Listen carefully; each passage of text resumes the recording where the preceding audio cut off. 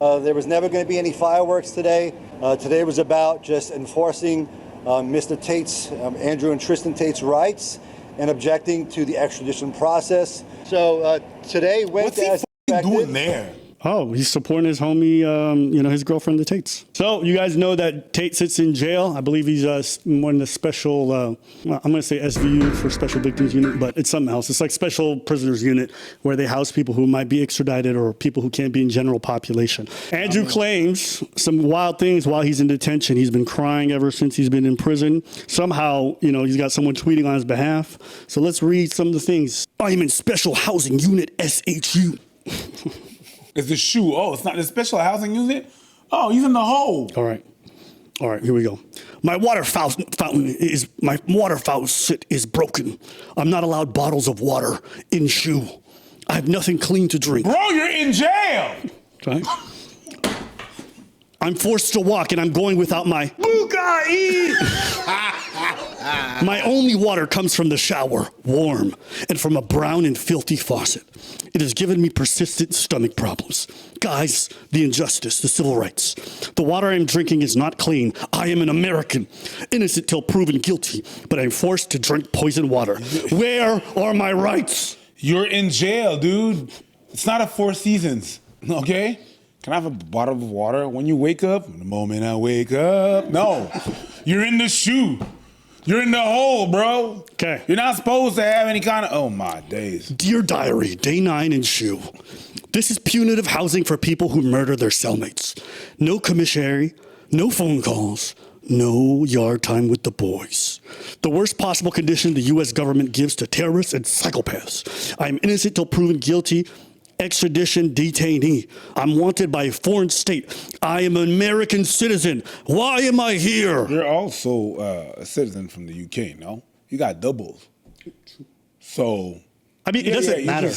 No, it does not. It doesn't matter. You can be a single citizen. It don't matter. The U.S. has extradition agreements with a variety of countries. And the reason why is that when you're a U.S. citizen or either something else and you commit a crime against the U.S. or in the U.S., they can have that native country where you may be at send you back. So, for example, if I do some shit and then I try to run off to Dubai and then the U.S. puts in an extradition order, they might send me back. And I'm not sure if it applies for Dubai, but it applies for a lot of countries such as Romania or the UK or Canada. So I can't just run up here, commit a crime in the U.S. and think I'll get away. That's not how that works. In that same token, it goes both ways.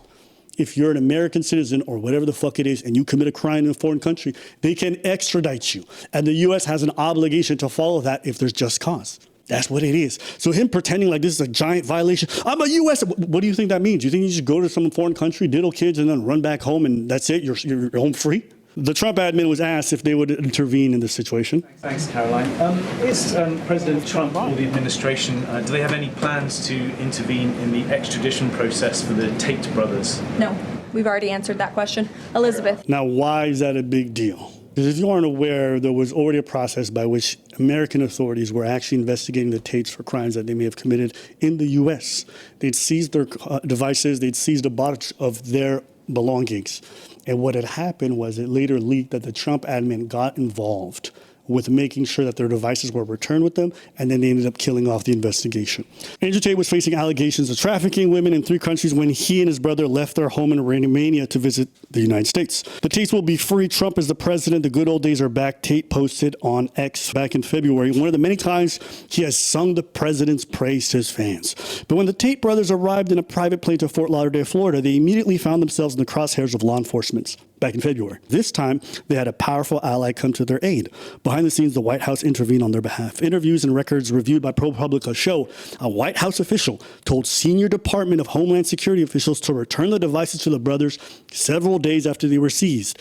The official who delivered the message, Paul Ingracia, is a lawyer who previously represented the Tate brothers before joining the White House, where he was working as a DHS liaison. Yeah, so understand. Motherfucker was their lawyer and then worked for the White House, and he's the one who got involved in the investigation. However you feel about it, That proximity is too crazy for you to be involved in this because it just goes to conflict of interest. Instantly, 100%. right? There's no way that should ever be a thing. The fact there's not intermediary or not an organization he's not tied to being involved is already wrong by almost any governmental standard. Ingracia chided authorities for taking action, saying the seizures of the Tate's devices was not a good use of time or resources. The request to return electronics to the Tates, he emphasized, was coming from the White House. The incident is the latest in a string of law enforcement matters where the Trump White House has inserted itself to help friends and target foes. Since entering the office for a second term, Trump has urged the Justice Department to go after elected officials who investigated him and his business. He pardoned a string of political allies. Andrew Tate is one of the most prominent members of the so-called Manosphere, a collection of influencers and podcast content creators who helped deliver young males to Trump. Ingracia intervened on behalf of Tate and his brother Tristan, caused alarms amongst DHS officials that they could be interfering with a federal investigation if they followed through with their instructions. So what's going on here is that the Fed often supersedes most of the state in regards to some of their investigation and some of the other departments. And basically what they're saying to them is like, if you keep fucking around, you're going to fuck around with our investigation, which is the big boys investigation. So that's the ways in which they stonewall people. So some states, for example, want to persecute certain criminals for crimes. And then what happens is that sometimes the federal government will get involved and like confiscate evidence or demand that certain things be done, which halts the smaller agencies. The whole process. Exactly. One official who was involved spoke on the condition anonymity to avoid facing retribution, said they were disgusted by the request's brazenness and the high-handed expectation of complicity. It was so offensive to what we're all here to do, uphold the law and protect the American people. We don't want to be seen as handing out favors. It's unclear why law enforcement wanted to examine the devices, what their analysis found. The White House and DHS declined to answer questions about the incident. But law enforcement experts said it's highly unusual for the White House to get involved in particular border seizures or demand authorities give up custody of potential evidence in an investigation. For anyone to say this request is from the White House, it feels like an intimidation tactic, which it is. It is. Because these motherfuckers will fire you for anything under the sun, provided they feel as though you're going against their wishes. People have been calling for oversight probes into the Tate brothers' return to the U.S. and into their relationship with the Trumps, including Barron Trump, which is, I think, Trump's youngest son. Barron Trump is apparently a fan of the Tates, and he was involved in connecting them with Trump during the election cycle and a little bit before. And allegedly, he's also involved with helping them out in February in terms of putting some of that pressure through. And I think we've all seen it. There's been plenty of criminals who've received pardons for great crimes, people who've stolen hundreds of millions of dollars from the public, either through crypto scams or different things like that. And all they really had to do in some cases was offer donations to Trump's crypto organization. There's been a lot of different responses, but all right, so everyone's favorite chipmunk. There's Andrew Tate's lawyer, though, trying to turn this into a political referendum on Great Britain. Keir Starmer just retired or is retiring. I'm sure he's mad that Andrew and Tristan Tate had a lot to do with his fall in Great Britain. And there's a new guy in there right now. But this is the last vestige of attack of a prime minister who didn't do a good job, and he continues to do bad work. And I'll just leave it there. Innocent too. You saw that? So now they're taking credit for the fact that Keir Starmer was out, which Keir Starmer's out for a variety of reasons in the UK. But I just want y'all to take a note of that. When it's convenient or when it's politically expedient, all of a sudden influencers have a lot of influence over politics. But the moment they get valid criticism or they don't like the heat, I'm just a guy talking on social media. And I'm not saying either part is true all the time. Oh, they're poisoning my water. The government wants to kill me. I'm so important. The CIA, the Mossad. And then afterwards, whenever criticism for what they say comes out, I'm just a guy with a podcast. I just yap for a living. Who would take me seriously? The man that I voted for office, who's currently in office, had millions of charges slandered against him all over the place. Some of them he beat, some of them he didn't beat. Most people who understand the process know that that was a load of crap. Most people who see this for what it is know that it is the same exact thing. Oh, the same exact. Well, I mean, I don't know. I don't know. Some running. I don't know. Paul Ingracia, who never should have been in the administration. It is a joke and a ridiculous thing that this person, he was a clown when he was appointed. He is a clown now. He put out a couple of tweets over the weekend. One, quote, "In America, the presumption of innocence is inviolable. It is supposed to be a bedrock principle of our legal system. The presumption of innocence demands rigorous legal guardrails referred to as procedural due process. Those who resent this arrangement should really channel their resentment against the Constitution, the document which safeguards the God-given rights of every citizen and lays out these protections boldly. One remains innocent until a court of competent jurisdiction renders a judgment. This process is what separates America from the world, and it's what makes this country exceptional. Let's not lose sight of this. This is also, keep in mind, this is the Tate's former lawyer and the guy who works for the White House. Yes, he is. There's a presumption of innocence with regard to the Tates in a court of law. But if you admit to doing a bunch of stuff and brag about it, actually, and openly tout it on tape, I don't have to assume you're innocent any more than I have to assume that O.J. Simpson was innocent. If Republicans don't fight this, if conservatives don't fight this brain worm nonsense in which you must ally with alleged sex traffickers and webcam operators, then I'm just going to point out that you are probably going to lose. You know what kills me about this is the chickens are coming to roost. You know, one of the biggest differences between the left and the right is that the left will over-scrutinize and exile people for the most minor offenses to the point where it's way too much. So you can't make any mistake without these people being like, they're casting you. And that was like a constant criticism, right? But these guys will ally themselves with anybody. Dictators, doesn't matter what the fuck it is, they don't give a fuck. If they're loyal, it doesn't matter.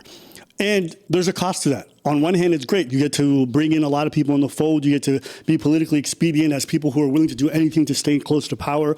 And it doesn't matter what their background is, what they're capable of. We're bringing them into the fold. It's great for moving a political movement forward in the short term. But in the long term, as all those seams start to unravel and you realize who the fuck you had beside you, now you want to pretend like it's an issue. Trump, how many of these same people called what he did unacceptable? I remember even then, when he did the whole January, the insurrection, he called him the worst names possible. You had J.D. Vance calling him all kinds of different names. The moment power came a chance, they jumped on board. And now they're being bitten by that very same beast, right? They didn't care about who was involved. This guy's always been that. Whoever Tate is now and whatever they're being alleged of, they've always been that. They didn't care because he was influential. I think he's like Trump's spiritual advisor. I think he's been convicted of diddling kids. This whole thing unfolding and everyone's pretending like Tate, they just discovered what he is or whatever. Drew Tate, did folding and apologizing to the Jews work, you stupid idiot? Well done, you stupid idiot. Now you're arrested. They're gonna extradite you to the UK, apparently. You have all these charges pending and they added new charges with child and all this. Did it really make sense to destroy your reputation by throwing me under the bus and folding, apologizing to the Jews, going on a podcast tour with Mark Shapiro, Aaron Steinberg-Steiny, Bradley Martin, and Jack Neal, and saying that it was me folding? I'm sorry if I offended anybody. Well, now you're in jail. Now you're arrested. Well done. So you destroyed your reputation. You have nothing left. People are gonna humiliate you further. And also, it's just the fact that if you betray a law will humiliate you. I want y'all to just take that in, because it might not sound like much, but it really is the whole game, isn't it? These people only care about loyalty and your usefulness. That's it. Seeing this whole thing unfold and all these people not having something to say about Tate is just fascinating, because they didn't have any issues when they knew he was probably guilty, or they knew there was issues with it. They didn't say nothing. They defended him. They say, free him, whatever it could be. Now it's a different tune. That's where we're at right now. People are looking into every detail. It doesn't look very good for him as of right now. And someone might say, well, Abba, how come he's not in prison? Because other people's court systems move very slow, especially on scale. I've seen some political prosecutions take 10 years. 10 years, depending on the scale of the operation and how many charges they're adding. Until he gets exonerated, until they fucking drop the charges, I wouldn't expect any of this to go away.